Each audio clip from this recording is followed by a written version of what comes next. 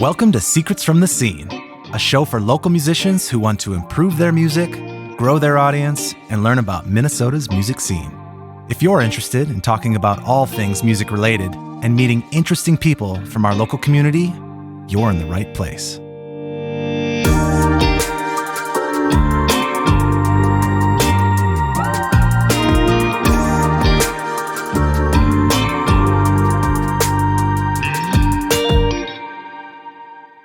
Welcome to Secrets from the Scene. My name is Stephen Helvig, and I'm your host. If this is your first time checking out the podcast, thank you very much for giving me your time. This podcast is a podcast for Minnesota local musicians. It's based on our local music scene, and the aim of the podcast is to help people with their artist journey, from navigating the recording process to figuring out marketing and promotional techniques to finding community, mindset stuff, and a lot of other things like sync and local business highlights, lots of it. So if you're just checking this out, go look through the other episodes. You're going to find definitely a lot of varying topics.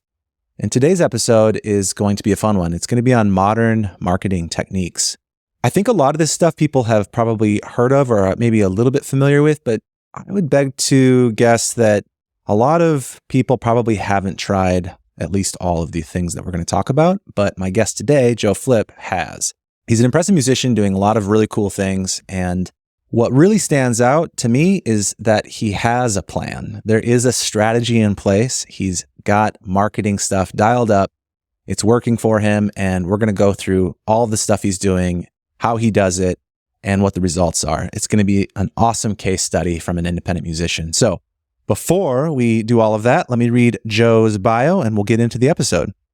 Joe Flip is an accomplished songwriter and guitarist known for his unique sound and handmade oil can guitars. With over 2 million views on YouTube and over 30,000 monthly listeners on Spotify, Joe Flip's music has gained a loyal following around the world. He's earned 5 nominations from the Midwest Country Music Organization and has garnered praise from multiple press outlets including Blues Matters magazine, which said his performance left them in awe. In 2023, Joe released his highly anticipated album, Home Sweet Home, which charted on the top 40 blues rock radio charts. The album features his signature sound and showcases his songwriting and guitar skills. He also recently signed a new record deal with Loud Folk Records here in town and is gearing up for a live album release later this year. Please welcome Joe Flip. I got a feeling it can't be true. I got a feeling it can't be true. When you don't come home, baby, make me wanna find some room. You gotta hold on me, got me. Hello. Thanks for being here. Yeah, thanks for having me, man. Yeah, man. This is going to be, I think, a really interesting episode for people that are interested in promotion and marketing, particularly the marketing side of it, really. You know, I think you've done, as I said in the intro, a really great job at having a plan and actually executing it. And your numbers show that some of this stuff is really working for you. And that's not to take away at all from just the fact that you're out there playing shows, making fans the old-fashioned way, you know? But you're using new modern techniques that anybody can do, anybody can learn, and driving your numbers higher and higher and getting more people to your show, selling more merchandise, selling more tickets. So I'm excited to learn everything that you're doing and share it with everyone else. Awesome. Before we do that, let's talk about you, like who you are, what your background is, what you've been up to over the last few years here, and where you're at today. So take us through some of those highlights. Yeah, so I grew up around this area. They're in the Twin Cities, suburbs around the area here. And I guess kind of my starting in the music scene was like, I think probably around 12, 13 years old. You know, I listened to Jimi Hendrix for the first time and Stevie Vaughan. And that was the thing for me that got me hooked on that stuff. And then I was pretty much obsessed with that kind of music. And then I dove into more 60s and 70s blues, classic rock, and then even older blues and stuff like that. And then was pretty much hooked as a kid. But as a kid, like, 13, 14, 15 years old, none of my friends were playing music. None of them cared about, especially the older music. They were all into like top 40 stuff. Sure. So I always felt like my genre of music that I liked, I always thought it was just a dying, like a dead, extinct genre, that's gone. It's not around anymore. All my heroes were already dead, like Stevie Ray Vaughan, Yeah. Jimi Hendrix, Robert Johnson, and everything. I always kind of felt like it was just kind of a black sheep kind of genre and passion. So I was kind of more as a fan playing guitar. And then I also didn't really know any musicians to play with. So even when I got like kind of good for just a kid playing at parties and stuff, I knew I was kind of a small fish in a big ocean. And so then fast forward later in my life, I kind of put the guitar down for a while. So after high school, I had a bunch of interesting jobs. Like I wanted to go to music school really bad, but my parents kind of talked me out of it. Okay. They wanted me to go to normal college, get a normal job. So I tried college and I dropped out after like a week. Really? Was it literally a week? Yeah, maybe less than that.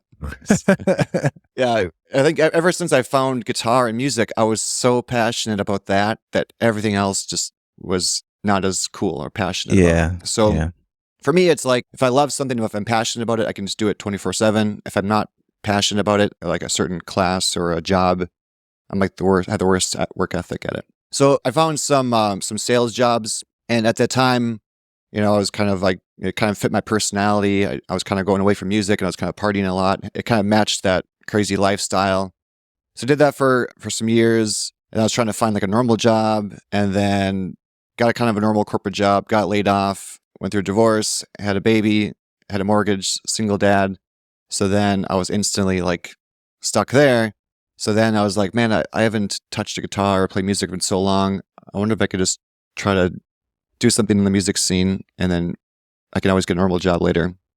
So long story short, I basically kind of started there, and it forced me to like, I've got so many bills, I'm a single dad with the mortgage. I need so much money to come in just to pay the bills. Yeah. So I kind of did the opposite way. I think like ideally you would want to go play music in high school and in college, go to music college or whatever. And then you meet so many friends who play music, and then you can slowly start getting gigs. So you can kind of afford to take that slope when your bills are low.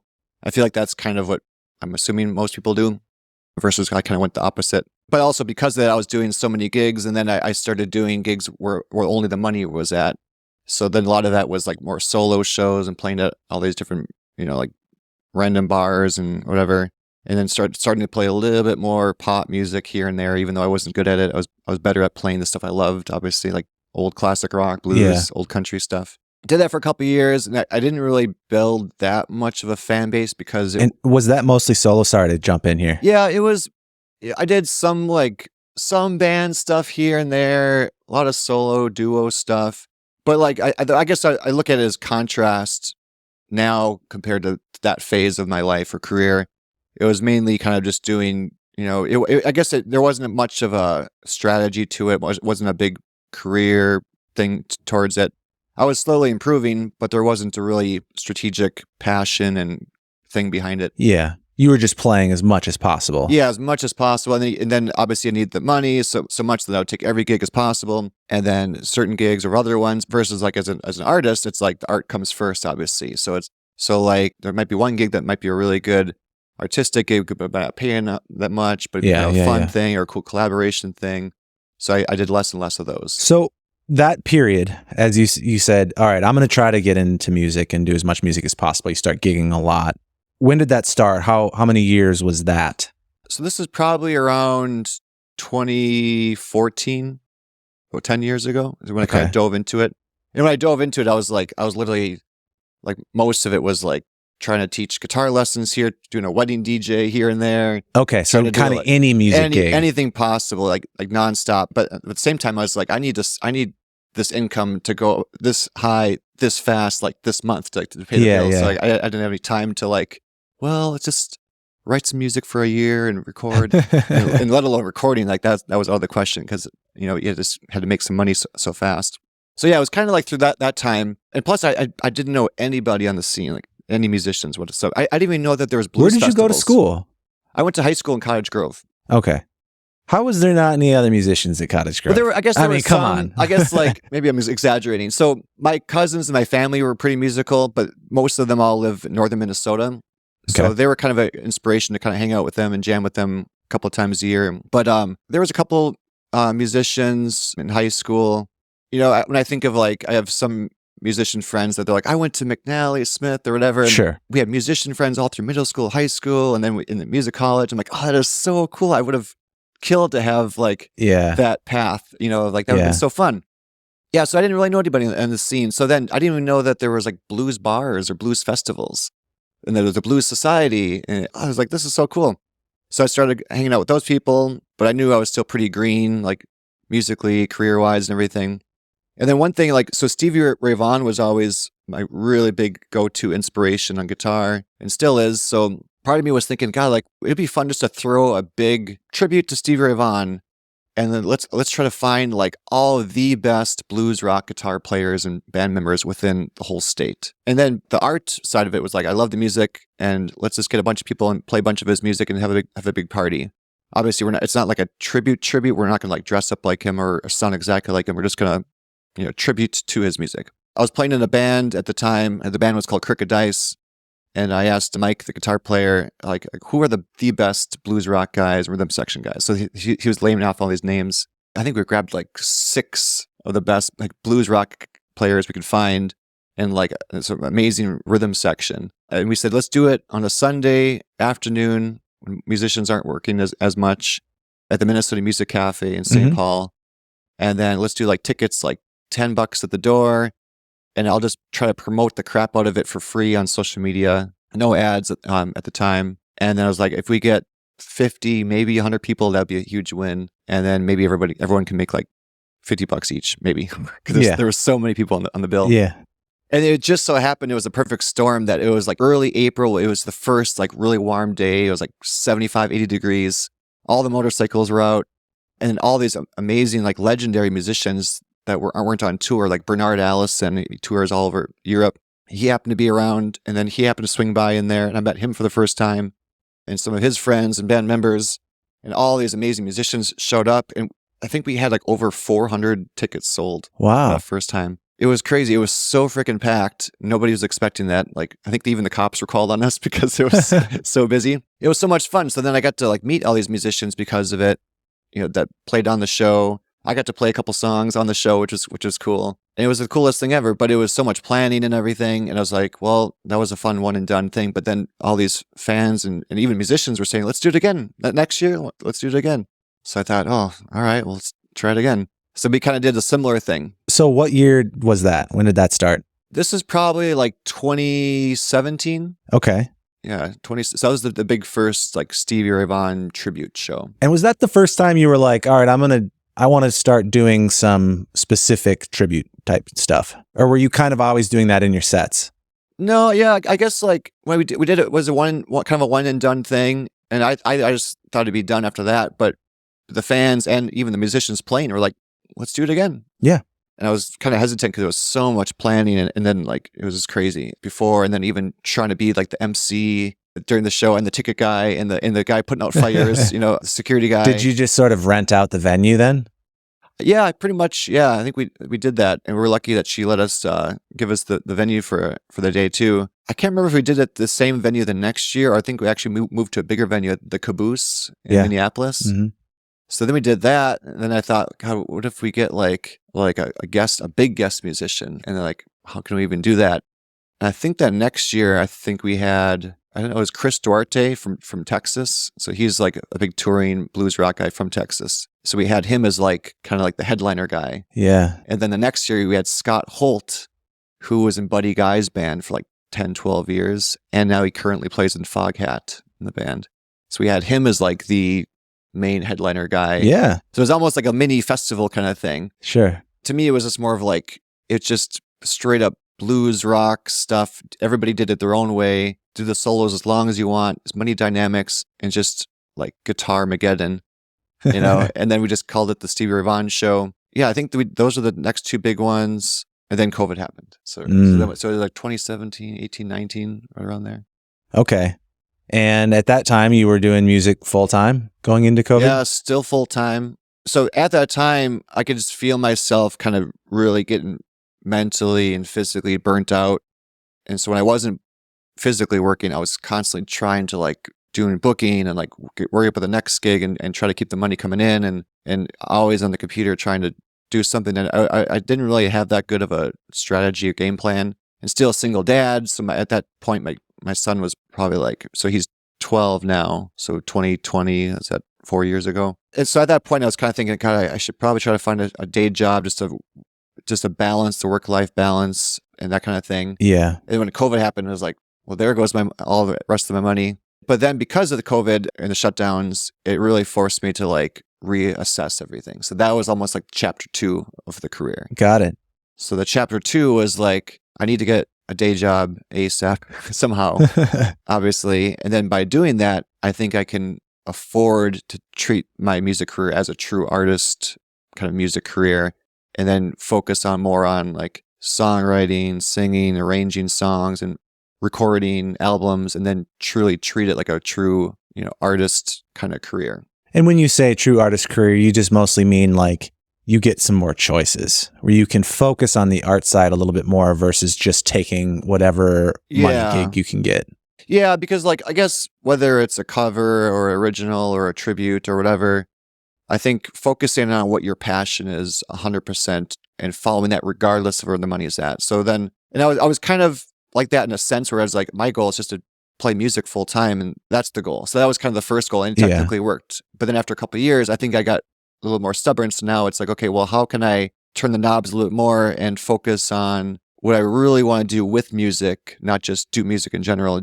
Do I want to write, record, take some more chances with writing, recording, and albums, and try to build a fan base and try to kind of grow into a career where I'm actually playing at theaters where people are paying tickets to see me versus just they happen to see me at a bar, and one guy's like, oh, that's a pretty cool song, see you later, as he's walking out the door. Yeah, very transactional, and that like a bar is paying you to be. Yeah, you're kind of background noise. Yeah. And especially for the music I play, it's so soulful and stuff. So it's kind of, I feel like I can't play this kind of music as background noise. It's kind of disheartening. Yeah. So that was the other part of it. But during this time, I was learning a lot more about marketing through a bunch of different resources. And then right around like 2022, I really hit a whole new chapter of like really knowing my strategy, my goal, my plan, really learning some amazing marketing strategies. And then I hit it hard, released a new album, mainly originals in 2023, now releasing a new live album the next year, and then a whole bunch of stuff going on. All right, that kind of gets us caught up. So before we dive into the, what I call the modern marketing stuff, which includes ads and emails and funnels and things like that, let's talk about what we've already alluded to, which was how the tribute shows started to be part of your marketing strategy too, because that's not necessarily a new idea. However, I think it's an underutilized technique sometimes amongst local bands. Walk people through how you've used covers, tribute shows, and theme shows to get more people exposed to your own original music. So a couple parts. So like the music that I love, which is very similar to Stevie Ray Vaughan, ZZ Top, classic rock, blues rock, southern rock, whatever you call it. It's a smaller niche genre, but it's very guitar heavy, soul, blues heavy. And then I want to play for people who like that kind of music. So the first part of it was, I just want to play this music because I love it, and I want to play with amazing musicians that are 10 times better than I am. So that was the first goal, and we did that. So we had a crap load of guitar players and rhythm sections up there. So there was basically Guitarmageddon, almost like a little mini festival within a 4-hour spot. And then we kind of did that each year for a couple of years. And then when COVID happened, Mick Sterling was putting together all these shows outdoors in parking lots. And it was crazy. He was having like a couple bands per day, like multiple days a week. It was just awesome. He asked me to do one of my tribute shows there, but it was only like an hour slot or something. So I had to kind of slim it down.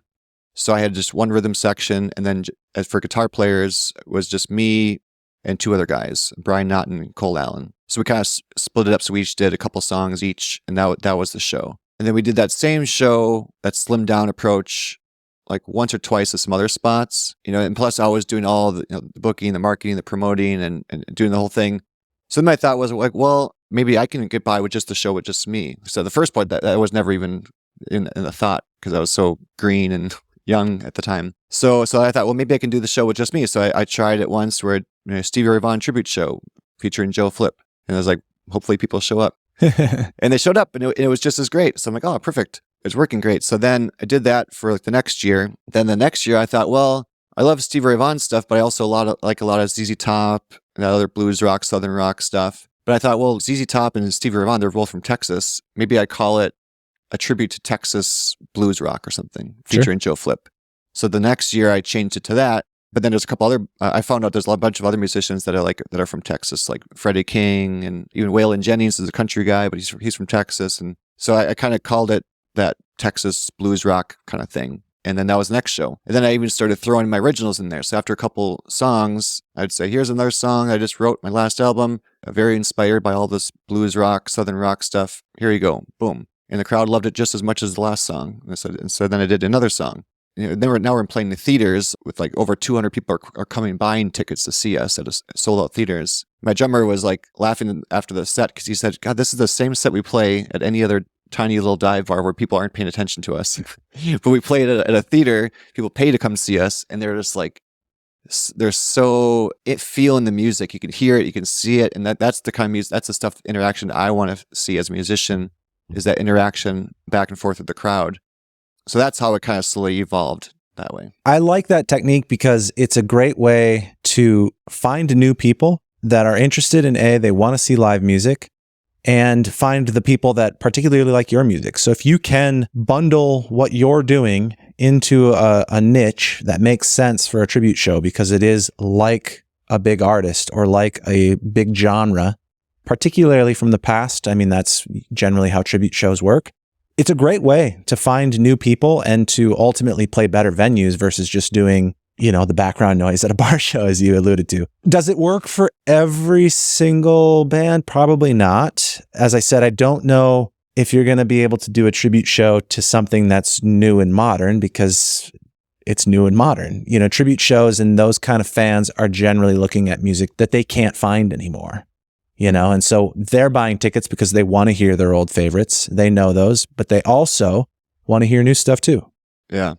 And even there's so many different ways you can spin it too. Like, so Mick Sterling has like 15 tribute shows. And then again, like, I love the way how he phrases them too. Like, he'll start off a show and he doesn't dress like them or whatever. Yeah. But he's like feeling that artistic passion where he's like, I love this music so much. I just want to play these songs from this catalog of music. But he changes them up each time based on his artistic passions. So like, he has an Elvis tribute show. And when I first saw it, I thought, it'd be kind of cool, but I probably wouldn't go see an Elvis tribute. But I read the description, it said, the gospel according to Elvis. So I thought, so he's like, no, we're only doing all the gospel songs that he grew up on, that he played, recorded, or didn't record, but he loved playing. And it's all the gospel stuff of Elvis. So I thought, wow, that is a cool take on it. Or then he'll do like a Billy Joel tribute with strings, with like orchestra strings. So I thought, wow, that's cool. And because he knows so many amazing musicians, so he can kind of play with it. So with any art, I think the passion, the art should come first. And then you can kind of reverse engineer it to like, well, how can we do this to share it with other people and get some people in the door and experience it the same way? Yeah, obviously, if you just love that music and you want to play that music, great. Yeah. That's done. That's straight ahead.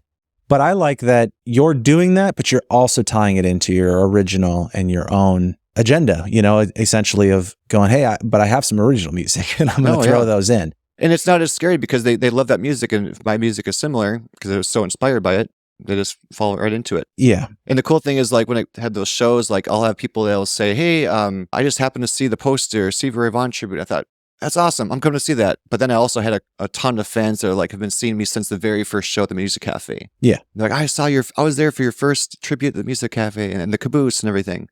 And I have some fans that only know my original music, that only listen to the albums or Spotify or YouTube, and they want to listen to this side of it. Yeah. So there's so many different sides of the fan base. Of course. It's just another tool. It's another way to put together a show that might draw new people that otherwise didn't know who you were. Yeah. It's that. And then it's playing for people who appreciate that music and appreciate you. They also like really fall in love with you and as you, the person, and use the musician too. So then they buy your CDs and your merchandise, and then they follow your stuff, and then you add them to your email list, and then they can follow you on your journey on next shows, whether it's original stuff, cover stuff, bar shows, theater shows, and they kind of follow your whole journey. Yeah. All right. I think we covered that enough. Let's get into that, as you said, chapter 2 of your career, where you had started learning marketing tools and finding resources. Talk about that transition of when you kind of started back up in 2022, but with a new mindset with sort of a modern marketing approaches. Yeah. So like it was probably 2020, it broke as hell, kind of bummed out, not working. So then I thought, how can I get some music fast? So I thought maybe sync licensing. So Ari Herstand from Ari's Take is a great resource for musicians, and he actually has like full-on courses that you can take, and one of them is all in sync licensing. So I invested, basically threw in a credit card, bought the course, learned all of it. So that was because I learned the basics of sync and how to pitch it, but still it's kind of like it's like teaching you how to mine gold or fish, and then if you get lucky, the sync person might find you or call you. So there's still not a lot of control on it for like when you're going to succeed. It's kind of like buying a Powerball ticket. But then he had another course all about advertising for streaming, like for your streams. So I took that course and I learned a ton about marketing, advertising, and funnels, and what kind of ad to use, and how long the ad should be, what countries, or for what reason you should advertise to, how to make audiences, how to retarget your audience. And this is all geared towards Spotify streaming. So I learned all that. So now I feel like now I can kind of like control my destiny a little bit more. If I do this, I can kind of see the numbers, or expect to see the numbers go up a certain time. But because I learned so much marketing and advertising from that course, it kind of applies to anything you do. If you have a show, how to market and advertise for that show to fill a show as much as possible. If you have an album coming up, if you whatever. So then I started really researching and learning about from Ari's Take. And then kind of recently, about 6 months to a year ago, I found out about Indiepreneur, another amazing resource. And then I've been diving deep into that. And they have like 20 courses. And each one is a specific niche, like email marketing, Facebook ads, organic shorts, reels, TikToks, website design, branding, launching an album, pre-orders. So then I just went nuts and learned all that stuff. And then I took all that information, and then again, I put it back into, what do I want artistically? What do I want right now? What do I want in my career in the next 1 to 5 years? And I kind of reverse engineered all that stuff and spit it out into my personal kind of goal strategy. Let's take a quick break so I can tell you about my latest offering for independent artists here at Helvig Productions. As you may know, I'm a music producer located here in the Twin Cities, and I've been running a recording studio for the last 15 years. I've worked with hundreds of local artists spanning pop, rock, Americana, and all the various forms of indie singer-songwriter music. And I know just how hard it can be to finish your own songs. It's easy to get stuck in a death loop of endlessly tweaking things, rewriting sections, or just completely starting over and never feeling satisfied. This is why I've started offering a free song analysis, which I call Musician's Roadblock Relief. If you're currently stuck working on that same song over and over again, I'd love to offer you some ideas that may help. I will objectively analyze your track and offer some helpful possibilities to hopefully get you unstuck and back to finishing that project. My feedback will cover one of the 3 areas where I've seen artists struggle the most. The first one is the song itself. I've had artists come to me wanting to produce a song that just isn't great. But there's no sense in spending money on a bad song because no amount of production or mixing will fix that. You need strong melodies, good lyrics, and a nice flow from start to finish. The second roadblock I see artists run into is bad production. Even if the song is good, the production needs to match the sound you want. Are the sounds right for your style? Is the arrangement too messy? How does it build? Are you doing too much or too little? When all the supporting production elements work in harmony, the song comes to life. And the last thing is mixing problems. Nothing is more frustrating than loving your song, but discovering it sounds terrible everywhere outside of your home studio. Pro-level mixing is hard, and it takes years to master. Mixing problems may be holding you back. If you've wasted enough time in the trial and error loop and are ready to try a different approach, head to helvigproductions.com/fixmysong and fill out my application. That's HELVIG productions.com/fixmysong. I'll take a look at your specific situation, and if I think I can help, I certainly will. It's 100% free and may just be the thing to get you unstuck and back making progress toward your goals. So let's dive into some of those pieces of strategy. Let's start with, I would say, probably the Spotify ads. I think that's, as I talked about earlier, something that a lot of people know exists. They see these ads, I'm sure, on their own feeds from other bands. Some people have probably dabbled. Maybe some people have even tried to do it. But I think there's probably a lot of people that just go, I don't know, does that actually work? Yeah. So for me, from learning all about it, and the cool thing when you learn about this stuff, Like if you join Ari's Take or Indiepreneur or both, they put you like in a private Facebook group with like hundreds of other musicians from all different levels and labels and managers that are learning this stuff or have learned it 5-10 years ago. And so they're all in this Facebook group along with these super seasoned pros. We're always asking questions. We're always sharing thoughts, ideas, answers, and how everything's evolving. So you're constantly learning from them too. So yeah, the basics, how I can explain kind of the basic methodology of Spotify ads is, well, one is my thought was if you only make 1/3 of a penny per stream, how the heck are you going to make any money? So my thought was like, if I'm going to spend $100 a month on ads, it's going to take me 1,000 years to recoup that. So I couldn't get my mind wrapped around that. But that's not really the thing. So it's more of like an awareness campaign. So basically what you do in a short version is you get videos of your music from whatever, some kind of music video clip, like a 15, 30-second video clip. You make an audience of maybe similar artists. So for me, I wrote down, I want to find people who like Stevie Ray Vaughan, ZZ Top, Eric Clapton, Led Zeppelin, Gary Clark Jr., Eric Gales, whatever, Joe Bonamassa. And then they give you very strategic countries to choose, like 10 to 12 to 15 strategic countries. And there's a whole reason why you should or should not choose certain countries based off of algorithms and stuff. And then you choose your budget. They recommend about $5 a day minimum. And there's a bunch of methodology why that's the case. And then you kind of create a landing page. So your ad is working for you 24/7 in the background on Facebook and Instagram. It's going to send it to people who already like that music. And maybe it's a fan who already interacted with you already. So it's a combination of both. So that ad pops up. So it's a video of you playing or performing your song. And it might say, hey, do you like blah, blah, blah genre? If so, click here to listen on Spotify.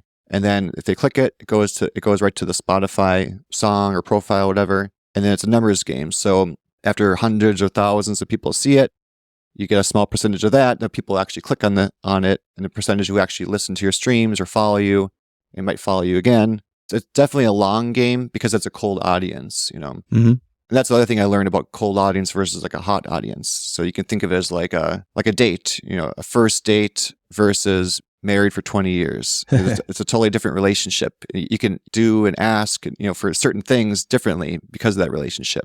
So these are relatively cold audiences. So it's very unlikely that they're going to buy something from you. You're just trying to get them to go to your Spotify. So $5 a day, $150 a month minimum. And so you're not going to make money off it. It's an investment. It's like throwing money into like your 401k. Eventually, after a year, 2 years, 5 years, 10 years, eventually those numbers are going to go up. But you're also training the algorithms too, because... Yeah, I think that's the big part that a lot of people don't think about. Yeah, because so the thing people don't think about is like, whether you're on Spotify, YouTube, Facebook, that platform, they want to find fans to consume your music. They want the fan to stay on that platform. And the only way that fan is going to stay on that platform is if they listen to music that they like. But when you release a song once every 10 years or even once every year, the algorithm doesn't know exactly what that micro subgenre is. The only way they know is by people going to it, who listens to it longer or shorter. So by sending more like-minded fans there, the algorithm is going to say, okay, this person likes this kind of music. Let's share it to this person. So they're going to start organically sharing it too. And then the people will start making their own playlists and they'll start sharing it with their friends. And the algorithm will keep helping. So it's a small jump. It will exponentially start growing. It just takes a little bit of time. So I did that. And at the time, I literally just had like one collaboration album I did. So it wasn't even my like name album. So it was a collaboration thing. Plus I had one single that I did with the collaboration artist before that. But I was running ads to that. But at that point, I was already slowly gaining like some movement in the algorithm and true fans and followers on Spotify. So then I released my next album. So when I released that next album, I did the waterfall method where you kind of release one song a month for a couple months. It kind of helps trip the algorithms a little bit more organically. Then release the album. And I can't remember what the journey was up to that point, but as of right now, I think it's about 35,000 monthly listeners on Spotify. And you started at... I started doing ads for this probably in 2021, 2022. Okay, so 2 to 3 years you've been doing it. And how many monthly listeners did you have when you started? I have no idea. Probably 5. Okay, close to nothing. Yeah, close to nothing. So by sticking with it long term, you train the algorithm of who wants your music. And then that can start working for you organically too. And it can make your ads work better, of course, that they can just keep working for you in the background. being more and more effective the longer that you're feeding it. But it also works organically too, because like you said, they do want to show your material to the right people. You just have to tell them who that's going to be. And ads is a great way to train. It's training both the meta platforms, Facebook and Instagram, but it's also training Spotify. Yeah, that's the big one, is the Spotify one. Because Spotify has so many different algorithms. They have playlists, and then also because I was getting so much traction, Spotify gave me another tool you can only get if Spotify gives you. So it's another marketing tool that they offered to me, and that was just more gasoline on the fire. It's called Discovery or Discover. Yeah. So now it's spreading so much more organically. So here's another interesting thing I saw on there. So when you're a brand new artist, you put your music on Spotify, the only people listening to your music are people that literally go to your profile. So it's basically you, your spouse, or your mom, that goes to like your profile. So in other words, 100% of your streams are people who go directly to your profile. Versus there's so many other ways people can listen to your music. There's algorithms. There's like kind of like a radio thing on Spotify. Yep. There's other people's playlists. There's the algorithms playlist on Spotify. There's so many different things. So I looked up my numbers recently, and I think like it used to be 100% of the music was people go direct to my profile. Now it's like 10% of all the streams of my music. 10% of the people listening go directly to my profile. So basically 90% of that are basically everything else. Yeah. So like a mixture of algorithms, a mixture of playlists, or even fans playlists. So they'll make their own playlist, and then they might share it with someone else too. Yeah. Spotify has editorial playlists. Obviously, that's sort of what everybody wants, but hardest to get on. And then you've got user-created playlists. Now, some of those are quite big, and some of them are tiny, just your friend's playlist, or some of them are curated, and people still want to get on those. They're not editorial playlists, but they drive a lot of streams. And then there's you have Spotify Radio, which is its own individual algorithm based on your listening habits. So, what Spotify recommends to you is going to be based on your listening habits. What they recommend to me is going to be based on mine. Again, if they know what Joe Flip's music is meant for, who it's meant for, then it's more likely they're going to put it in front of people that go, oh, I actually do like this. Save, right? Mm-hmm. And then it just keeps going and it keeps going. But it takes time to get that established, and it takes money. So, which leads me to kind of the next thing, which is people go, okay, I get that, but how do you afford to just keep paying endlessly the $5 a day for years, if you're not ultimately making much money off of streams? It's part of a bigger plan. Yeah. Get a day job. Okay, yes, you do have to have money up front, right? Mm-hmm. It's not going to have a return right away. Exactly. You are at least for Spotify ads, it won't. Yeah. As you said, it's kind of like putting money into your 401k. But what I'm getting at is that for you, your bigger plan is ultimately to sell some merchandise, get people to shows, right? And you've done that by collecting emails and collecting this data that you're getting, right? This attention, these numbers. Because you can turn around and use the people that click on your ad. You can capture that information and run retargeting campaigns, which I know you've been doing with your merchandise ads. Yeah. You're building the relationship with the fan from like first date to married with children. And think of the same way how we consume music. Like I just found out about the Red Clay Strays. Have you heard of that band? Mm-hmm. So I think my wife saw them on TikTok a couple months ago. And I think I saw them once or twice before, but again, I was kind of a cold audience. I'm like, oh, they're kind of cool. And then she found it, sent me a video. I liked that video better. And next thing you know, we start following them on Spotify. Next thing we know, we're looking at their tour dates. Next thing you know, I just pre-ordered a vinyl record for her that was just delivered today, actually. And so you go through that step-by-step relationship of being a cold fan to like a mega fan. And there's a whole methodology taught about this from Indiepreneur. So I was never really using my email list. I was mainly only using it when I had to sell tickets. Okay. So it was like, we've got a big tribute show. Here's the date. Here's the time. Please buy tickets. Please buy tickets. And then they wouldn't hear from me. And then maybe like 2 months later, I'd be like, here's my gigs for the next couple of months. 2 months later, here's some gigs. So then I learned that like, oh, the fans do want to hear from you, and they want to see like behind the scenes videos and stuff, and they want to know what's going on, and they kind of want to see the documentation of everything. So I learned like how to utilize emails to help build a better relationship with fans. And then you can do that by like let's say someone buys a CD from you or merchandise from you for the first time. You could put them like in a automated email funnel so that you program it, but then it's done. It's always working behind the scenes. So they buy merch from you from your website or whatever. The first email is like, thanks so much, appreciate it. We're going to send off your stuff here soon. A couple days later, an email sends out to that same person. Thank you again so much. I hope you got the merchandise okay. Let me know if there's any questions. By the way, here's my latest music video we just released. Click here to check it out. A couple days later, hope you liked the video. If you missed it, here it is here. But here's a secret video that I only send to my mega fans. It's a unreleased track or unreleased video. Hope you like it. So it's more adding value constantly. Mm-hmm. Versus I always thought it was always like, I thought social media and ads and emails was always, I want to take stuff from people or sell. But it's to add value like 80-90% of the time. And then after that, they kind of followed some cool stuff. And then it'd say, hey, thanks. Next email might be like, thanks for checking it out. Here's a promo code for 20% off anything in the store if you want to check it out. And then a big portion of those people will take you up on the offer. And there's so many mega fans that want to give you money and want to support you, but they need a reason to do it. And so you do that, and then that helps build a relationship. And then when you have tickets to sell or an album to sell or something, you can do the same thing with them and show them the process along the way with kind of behind the scenes pictures, images, videos, songs. And then when it's time for pre-orders, you can offer them some more value. If you want to pre-order this, I'm going to give you a set list we used from the last gig. I'm going to give you some free stickers in there too, so that you give them free exclusive access.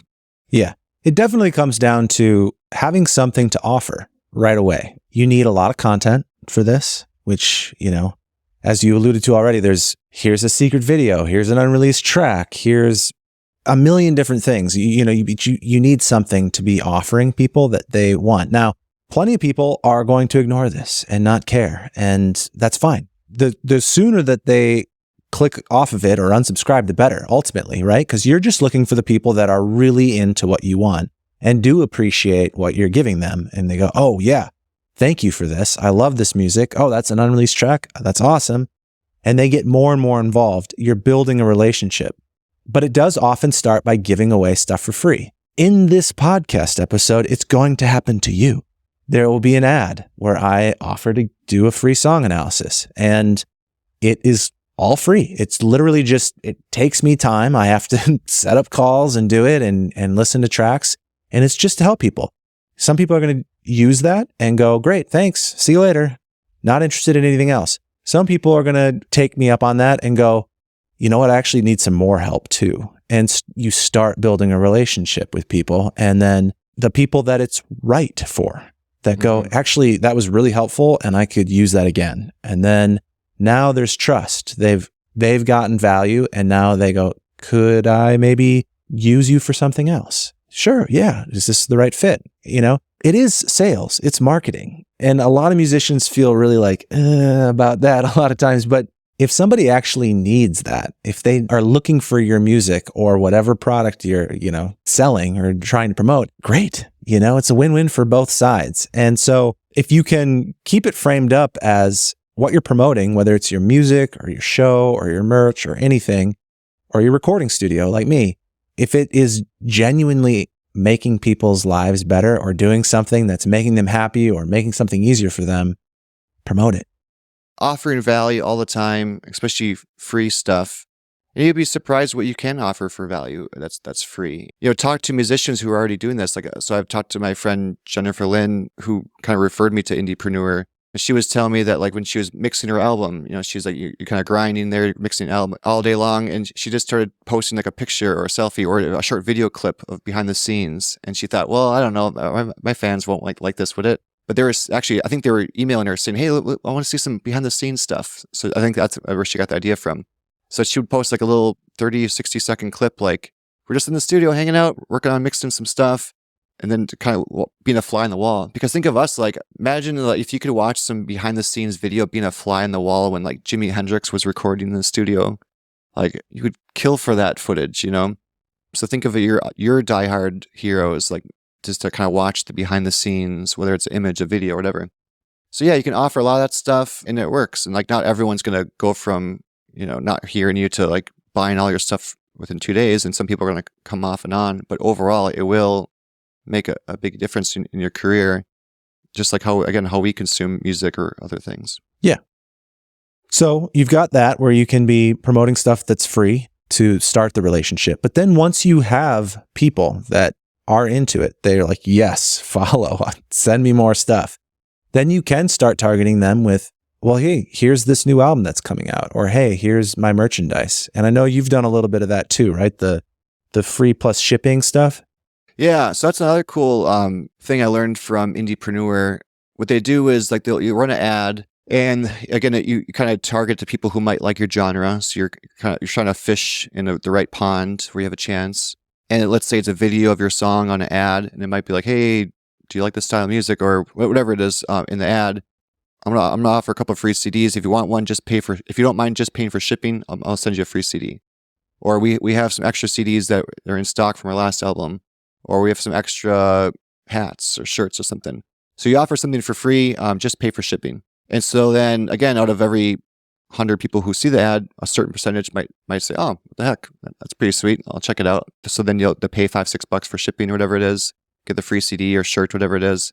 And then also once they click on it, they'll say, thanks so much for checking it out.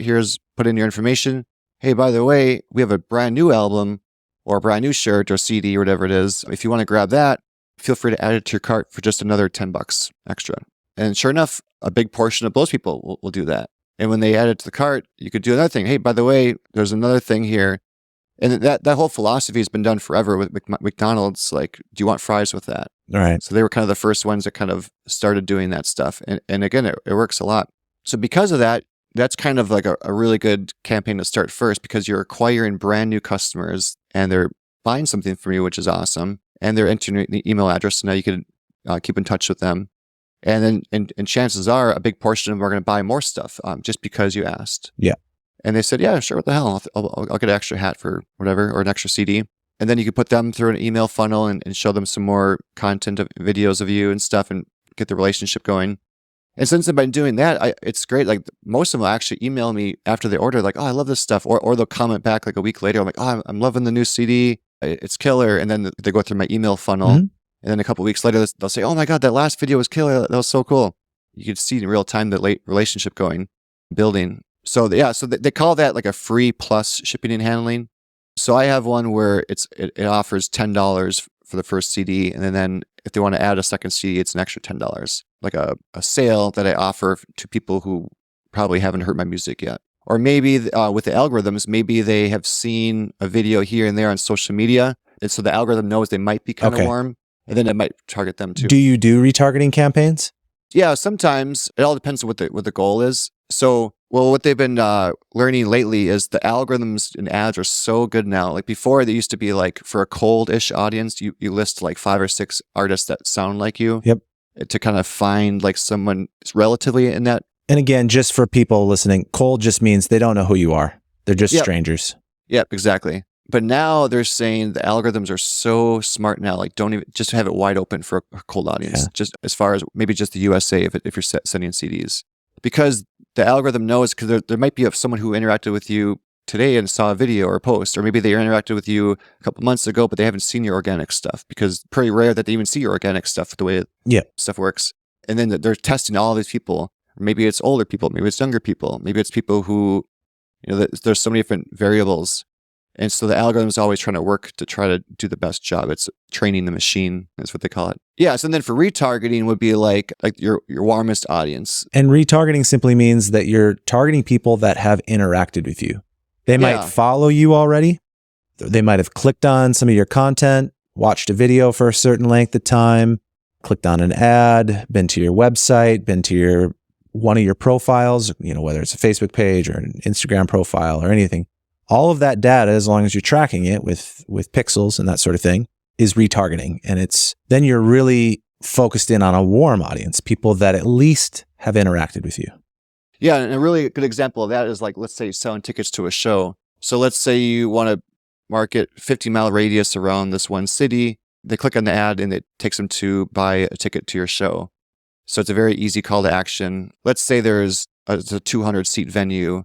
And let's say you've already sold 50 tickets. Well, you can actually exclude like the 50 people who already bought tickets from, because they already bought tickets, exclude them, and then send it to everybody else who might be interested in buying a ticket within a 50-mile radius. Mm-hmm. So that's like an easy version, but there's so many different ways you could do it too. Like maybe for pre-order sales, I don't want to send it to cold people who've never heard of me. I want to send it to people who have interacted with me on social media or went to the website, send it to them to try to get them to encourage them to pre-order a new album. Generally, when you're trying to start selling something where you're actually, that's when retargeting becomes a lot more effective versus cold audiences. If you just put out an ad being like, hey, my music's out, pay me money for it, that cold ad's going to do very badly. Cold ads, you want to give away something for free, ultimately, and something that helps somebody else out. It just adds value to them. It entertains them, or it educates them, or something that helps them. Then you have a chance of them clicking on it. Whereas if you are ready to sell tickets, sell merchandise, sell music, something, then retargeting is a lot more effective there. Now, cold ads can still work, depends on how good that ad is. But generally, that's where retargeting can be really useful. That's why that free plus shipping and handling campaign, the campaign has all of it in one, which is crazy because you're basically doing a cold audience, but they're converting, which is technically turning them into a warm or hot sale customer. And because they're customer, they're way more likely to buy from you. Let me ask you about that, the free plus shipping, because a small percentage are going to take the upsell where they add on that CD where then you're actually making profit. But the majority of people that are clicking on it and just saying, I'll just pay the shipping and take the free item. Again, that's an investment from you. You've got to pay for that free item. You're not making any money on that. You're not losing money on the shipping. They're covering that at least, but it's still your time. You have to go ship it or whatever. How have the numbers on that worked out for you? And obviously this is just one case study, but. Yeah, good question. So typically when Indiepreneur teaches this campaign, they said you should break even on this campaign. Okay. So normally when you do like an awareness ad, like check me out on Spotify, you're not going to make money off of that. That's just an investment to get. I think of it as like awareness campaign is like a billboard. If I spend $1,000 and put a Joe Flip sign on this highway, a lot of people are going to see it, and it's going to cost me money, but I'm not going to have people like buy a CD because of it. Yeah. So that's like an awareness campaign. So that free plus shipping and handling, you can charge a little bit extra for the shipping and handling to kind of recoup some of that stuff. And then because of so many people buy the second offer, like for me, it's about 50 to 60% of people will take that second. Really? The bump. Wow. So that's higher than I would have thought it would have been. About 60%. So I started off with the free plus shipping and handling. So they call it I think they call it a bump. So when they land on that page, they're filling out their information and it shows right here, hey, by the way, if you want to add my last CD, blah, blah, you can add it for just another $10. Yep. And so 50 to 60% of people will buy that one. And then I might put another, hey, do you want a Joe Flip can koozie for $5? And then a certain percentage of people do that.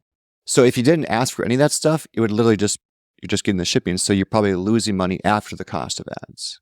But because so many people buy the second or third offer, now you're getting more revenue for that one order. So if you're spending, $150 a month on ads, like $5 a day, plus the cost of your CDs and your shipping, but you're charging for some of the shipping, you should be about breaking even, maybe even making money. Mm-hmm. That's like the standard. Mm-hmm.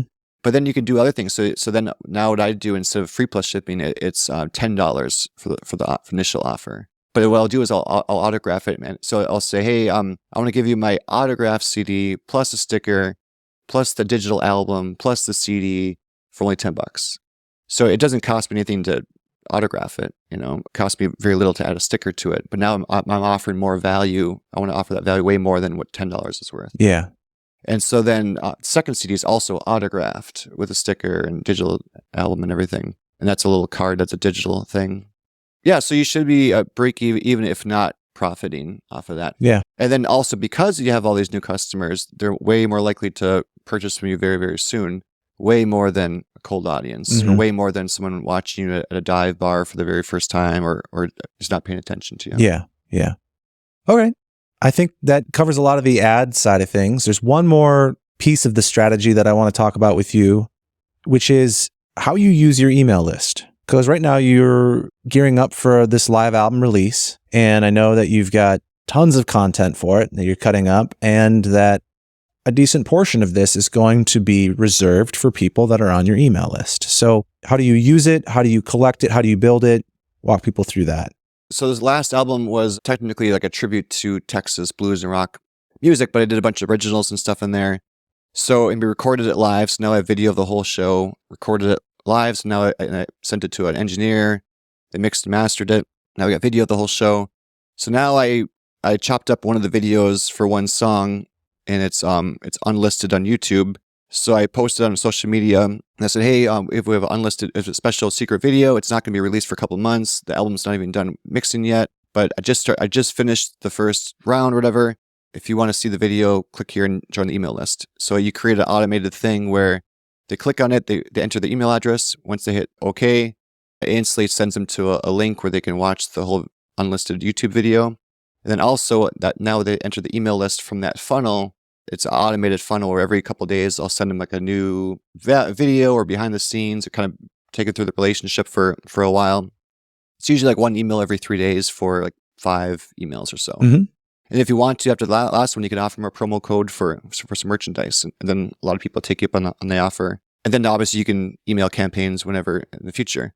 So I have that going on. Plus you're getting email addresses from the free plus shipping thing.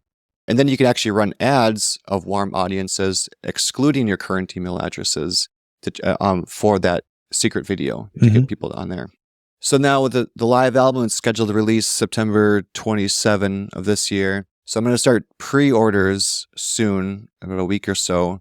So I have the digital album, I have the physical CD, and then I have a bunch of videos. So there's lots of things you could do. You could say if you pre-order the digital album or physical CD, you're instantly going to get a link to watch the whole video for free. That's the only way you can get it. It's not going to be available till whenever. But let's say you didn't do video for your show. It could be anything. You could say, if you pre-order it, we're instantly going to give you a secret streaming link, like on SoundCloud, so that you get it early access. So as long as you're giving them exclusive access, early access, or extra value, and they're fans, they're all for it. Again, I would be the same way for any music that I'm fans of. So yeah, so you offer them that stuff. So you kind of get everything all organized. You make a nice landing page, have everything easy for them to access. And once you're ready for pre-orders, you could send them the emails and say, here it is, here's the offer. And then every couple of days or a week or so, I'll share a new secret video to my email subscribers. Like, hey, here's a picture or a video behind the scenes, or here's a new set list we're working on. By the way, if you haven't pre-ordered yet, here's the information here. Yeah, and chances are a lot of them will pre-order for you. And you can also do things like limited runs too, like or autographed CDs with the sticker, with guitar picks. It doesn't cost much money to do that, but it offers a lot more value for the fan. And if you only want to make 300 CDs, 200 CDs, you could say there's only 200 available. And that's it. When they're gone, they're gone. And let's say you make a nice big digipack of them, or let's say it's vinyl. Let's say we're making a collector's edition of vinyl records. We're only making 200 of them, autographed. When they're gone, they're gone. And so now it's like exclusive and it's limited supply. So yeah, so that's kind of how you can offer value versus before, 3 years ago, I would just email them, fans, be like, I'm playing here. I'll see you there. See if I see you. Yeah. Those are a lot of the ways I've learned along the way to help with all that. Well, thanks for sharing and talking in depth on all of those different strategies. I want to address one last thing, which is, people that have listened to this are probably going, cool, that sounds like a lot of work, and I'm sure it is. So talk a little bit about, multiple times, obviously you've referenced that you've used Indiepreneur and that they have courses and Ari's Take has courses, and they're things that anybody can go sign up for and start learning. But how long did it take you to learn? How long does it take you to get these things implemented, just generally, so people kind of, again, you're just one case study, but I think it's helpful to hear from somebody that's gone through these things. It has worked for them. You're still using them. You can recommend it, but how long from the start to finish has it been for you to get email automation set up, to get funnels set up, to start understanding ads, that sort of thing? So like the streaming course, if you spend maybe an hour a day kind of going through like the audio or the video courses, if you do an hour a day, maybe 2 weeks, you kind of have it down. And some of it you can they teach you literally step by step where to put the pointer and this click here, everything is just spelled out for you. And then you could obviously pause and rewind it and start it, whether it's Indiepreneur or Ari's take. So you can follow along with it. And then, I don't know, I would say maybe 2 weeks if you spend about an hour a day or so, half hour a day. That's given that you have the content ready and that sort of thing too. Yeah, so that'd be for like maybe one course to kind of have down kind of solid. So now if you're looking at just the email side, there's a course all on just how to get your email set up or how to create funnels. It's not years or anything, depending on what your goals are. So for me, I'm kind of impatient, so I want to do everything all the time, instantly, right away. So I kind of go nuts. I'll have like 3 courses all at once, kind of thing. Sure. It's kind of like back in the day in the 70s, all you really had for marketing was making a poster and hanging it out, or in the 80s, 90s, it was like handing out tapes or CDs to people for free, And so that was the marketing, and it wasn't like nerdy to do that kind of stuff. But now I feel like some people might be like, well, ads, technology, man. I'm not into the technology stuff, bro. I'm an artist. But it's like, that's just the way the technology is now. And so like for me, as like, there was a really, really good quote from Billy Strings. I think it was on the Vaughan podcast, where he was like, he explained it as like, okay, how many people play guitar? A ton of people. How many people play guitar and sing? A little bit less. How many people could play guitar, sing, and songwrite? Even less. How many people play guitar, songwrite, sing, and record their music? Even less. How many do all that and try to market it? How many do that in book shows? How many do that in designing their own merch and sell their own merch? Mm-hmm. How many do that and self-manage and self-produce their records? Very, very, very few. So the way he put it is like, I love this career and this job so much that I'll die for it. I'll do whatever it takes to learn to have this career, because he doesn't want to go back to his past life of not being a musician. So that's kind of the approach I've always looked at it too, is like, I love this job playing music so much that I'll do whatever it takes to like, not just be successful, but just do music. And then once you do music, it's like, okay, cool. And now what's the next step? Like, what's the more meaningful step to me as a person? Like, I want to play a show that people are coming to pay tickets at a nice theater to see me. Now, how about play with an amazing rhythm section? How about be able to afford to play in a bigger venue with an amazing light show and sound person? Mm-hmm. So like, to me, those are the next steps. But in order to do that, we have to build a following. And I wanted to record music in an album and stuff, but it costs a lot of money.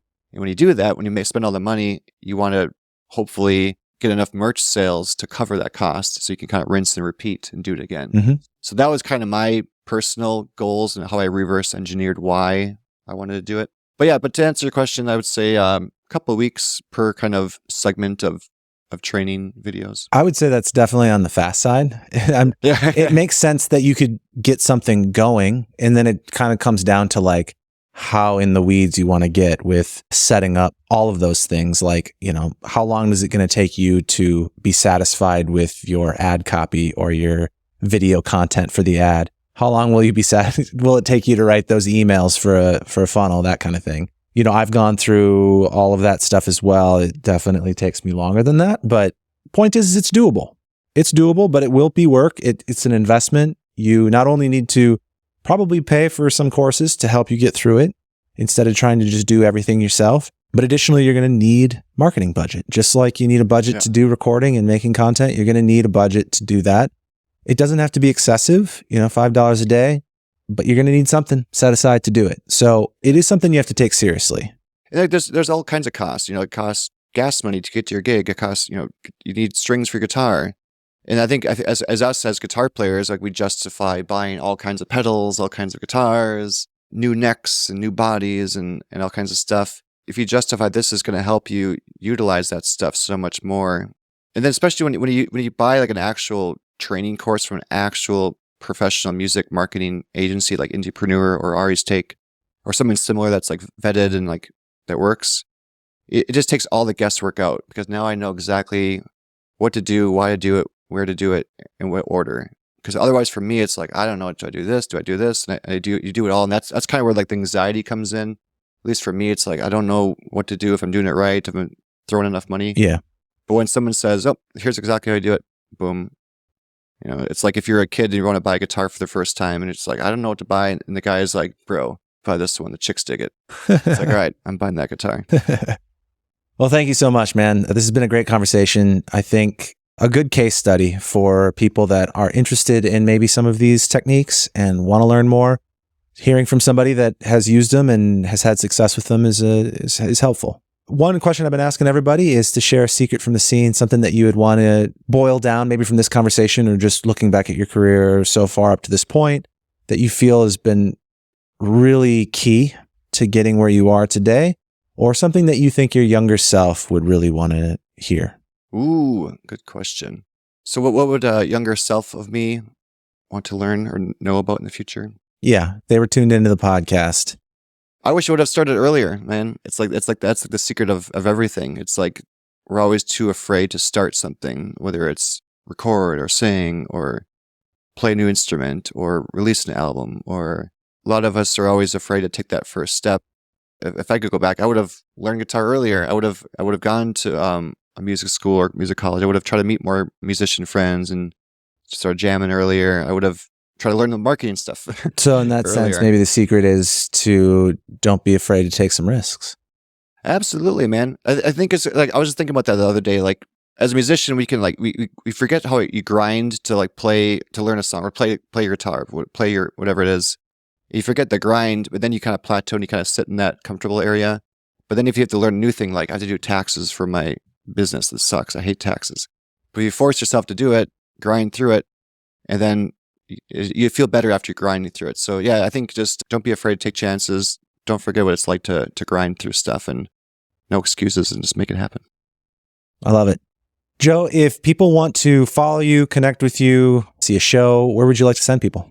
Yeah, joeflipmusic.com is the website. Yeah, I'm all over all the other streaming platforms and social medias and stuff. And yeah, I'm out there. Lots of videos on YouTube, playing the oil can guitar all over the place. And yeah, we didn't even get to that. I guess that'll be next time. But yeah, that's a secret. Check out the oil can guitar for the interesting videos. But man, your studio is awesome here. I'm happy to be part of this podcast, and I appreciate you like just doing what you're doing here. Is like bringing all kinds of different musicians and talking about the business and the funds and the ups and downs about it. And your studio is amazing here. So if anybody hasn't recorded here or seen your studio, check it out. It's really amazing. I appreciate that, man. Thank you so much. For everybody still listening, thank you for checking out the episode. I hope it was helpful. Please share it with somebody else. If you enjoyed it, leave a rating, a review, do all those things. I appreciate you. Thank you so much. We'll see you next time.